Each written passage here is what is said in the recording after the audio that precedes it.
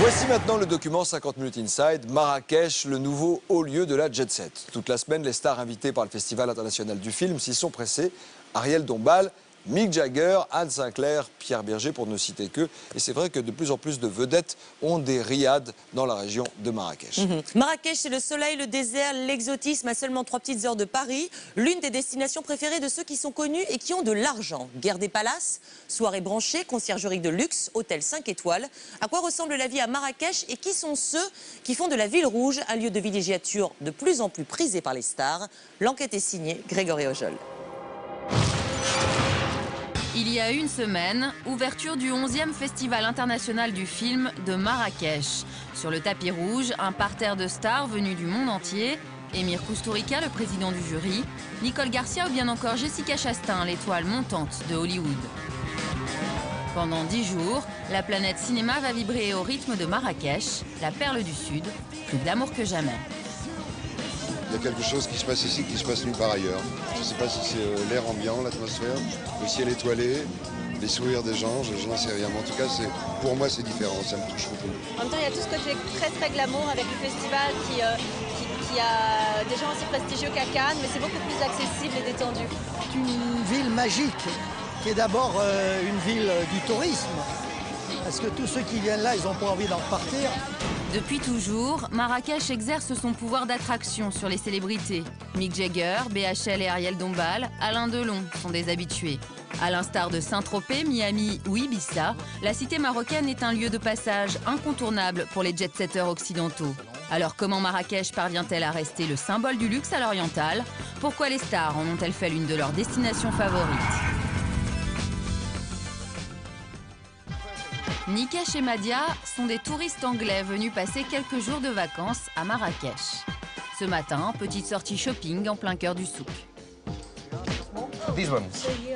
Tu préfères lequel?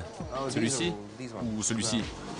Lui est cardiologue, elle travaille dans le luxe. Il rêvait d'une destination ensoleillée et romantique. Marrakech s'est tout de suite imposé.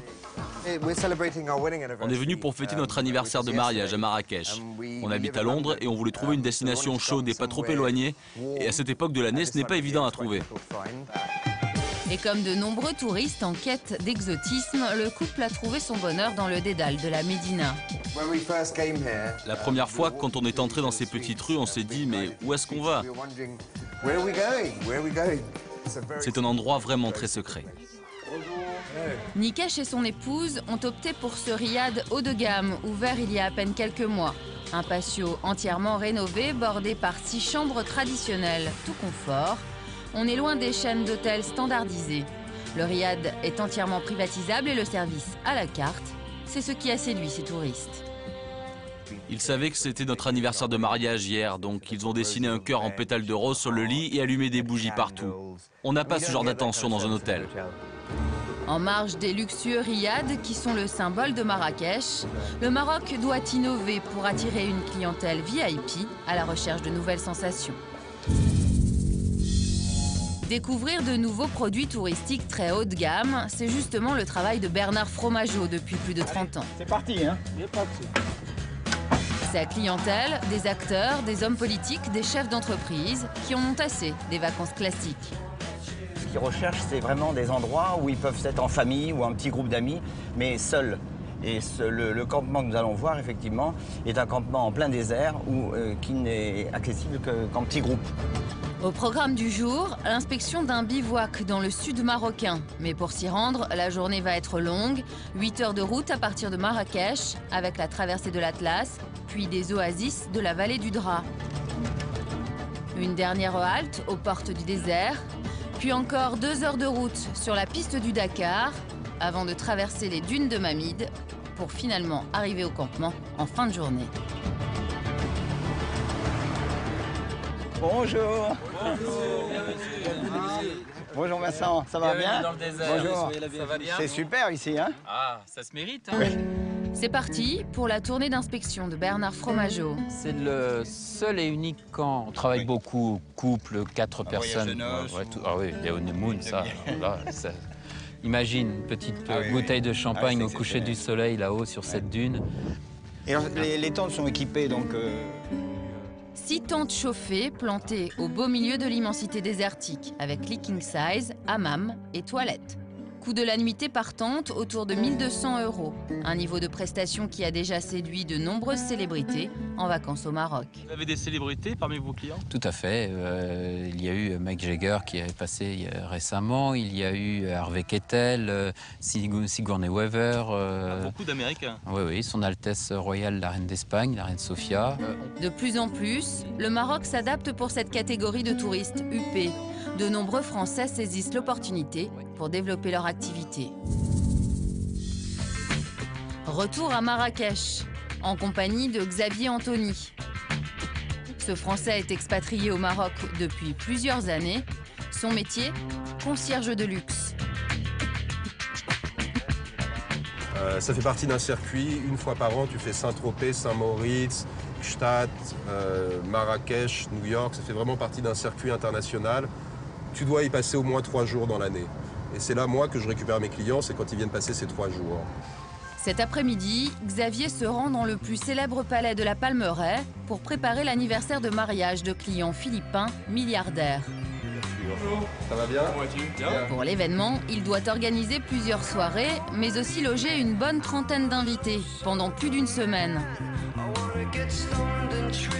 Il me faut une suite de ouf pour les célébrants. On a la tente du maître qui est au fond, qui est la plus grande, qui fait 120 mètres carrés, celle où on accueille en général les célébrités, les invités de marque. C'est ce qu'il me faut pour les célébrants. La 120 mètres carrés, c'est ce qu'il me faut. Parfait. Il faut qu'ils aient un truc... De luxueux appartements avec piscine intérieure ou une tente de 120 mètres carrés. A priori, il y a tout ce qu'il faut pour ravir les milliardaires philippins. Reste juste un gros détail à régler. Moi, ce qu'il me faut, c'est la possibilité de faire des pauses hélico. Dans le parc ? Ici, ouais. Je veux qu'ils sortent de la chambre, qu'ils montent dans l'hélico, qu'ils déjeunent à Essaouira et qu'ils rentrent et qu'ils se reposent l'hélico ici, qu'ils re-rentrent dans la chambre pour se rincer le sable d'Essaouira. Voilà mon truc, ça c'est impératif. Et c'est leur trip. Hein. Et si Xavier n'arrive pas à obtenir satisfaction ici, il pourra toujours s'adresser à la concurrence. Et elle ne manque pas. Pour attirer les grosses fortunes, Marrakech se dote régulièrement de nouveaux palaces qui se livrent une guerre sans merci. De l'hôtel de l'hivernage au Sofitel, en passant par le Four Seasons, qui vient tout juste d'être inauguré, tous les grands groupes mondiaux sont présents. Mais l'hôtel qui a sans conteste contribué à la renommée de la cité au niveau international, c'est la Mamounia. Son directeur, Denis Courtier, nous a ouvert les portes de l'établissement mythique. Merci de nous accueillir. Un complexe aux allures de palais des 1001 nuits, au milieu d'un parc de 8 hectares, entièrement rénové par le décorateur Jacques Garcia en 2008 et qui dispose de quelques suites d'exception. Celle qui a la superficie qui est la plus importante, à 250 mètres carrés. Le prix de cette chambre? Le prix de cette chambre est à 25 000 dirhams, donc aux alentours de 2 500 €. Depuis 1923, l'hôtel accueille tous les grands de ce monde. Roosevelt, De Gaulle ou Winston Churchill étaient des aficionados. Aujourd'hui, ce sont les stars d'Hollywood qui viennent y séjourner. Pour l'instant, les plus connus qui sont venus et que l'on peut révéler, n'est-ce pas? Nous avons eu tels que Gwyneth Paltrow, par exemple, qui est venue nous rendre visite, Salma Hayek qui est venue nous rendre visite. Des célébrités qui viennent chercher le luxe des grands hôtels, mais aussi à quelques pas, l'authenticité de la ville. Nous retrouvons Xavier Antony dans le souk de la Médina, direction la boutique d'antiquités la plus exclusive de Marrakech. Voilà, donc le magasin secret de Mustapha. Il n'y a aucune enseigne. Si tu sais pas qu'il y a un magasin, et là, les gens à chaque fois disent « Ah, c'est Alibaba ». Dans le magasin de Mustapha, les touristes fortunés, mais aussi les plus grandes stars, se bousculent pour meubler leur belle propriété. Et toi, mon ami, ça va bien? Anthony a quelques emplettes à faire pour le compte d'une richissime cliente. Sur la marche, hein. Je t'explique si tu connais pas. Là, c'est pour Ivana Trump, qui a acheté il y a 2 ans un appartement à Miami, qu'elle a meublé au Maroc. En partie. Et comme elle ne peut pas venir là, elle m'a envoyé un mail, trouve bois des miroirs. Donc, l'adresse est chez Mustapha, donc c'est facile. La milliardaire américaine veut un miroir plutôt moderne.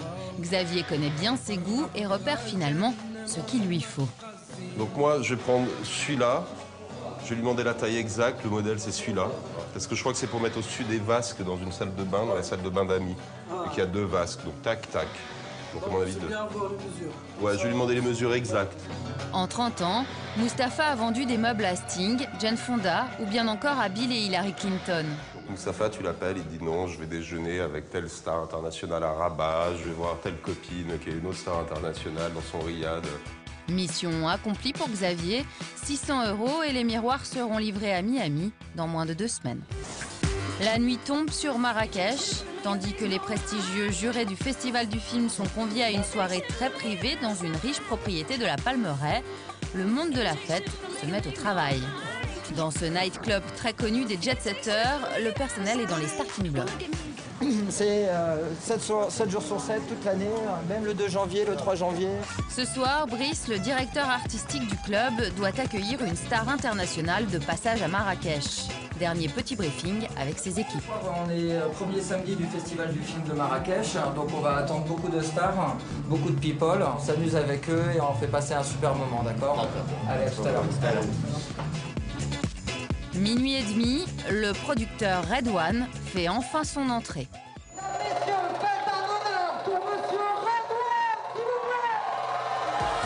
Son nom ne vous dit peut-être rien, mais il a produit les plus grands succès de Lady Gaga ou de Jennifer Lopez. 100 millions de disques vendus dans le monde. Les Marocains lui ont réservé un accueil triomphal sur son dernier tube. Je peux vous dire que les Américains, les stars européennes et beaucoup de stars arabes viennent faire la fête chez nous et c'est un très haut lieu. Mais par contre, c'est secret. La nuit sera longue à Marrakech, qui cette année encore sera l'une des destinations les plus prisées pour les fêtes de fin d'année.